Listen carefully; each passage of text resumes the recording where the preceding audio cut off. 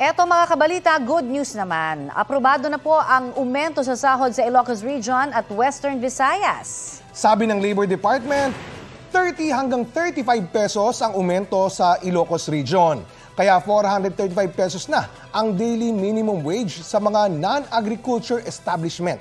402 pesos naman sa mga agriculture pati sa non-agriculture establishment na mas kaunti sa 10 ang mga empleyado.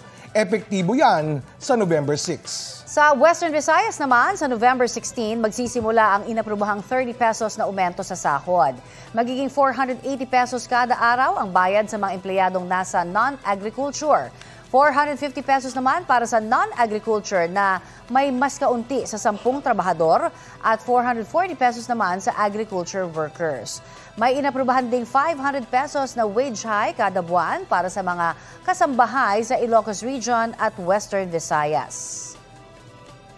Balita ko, may tututukan kayo tuwing 10:30 a.m. sa GTV. Alamin ang mahahalagang balita at impormasyong dapat niyong malaman sa Balita Ko tuwing Lunes hanggang Biyernes.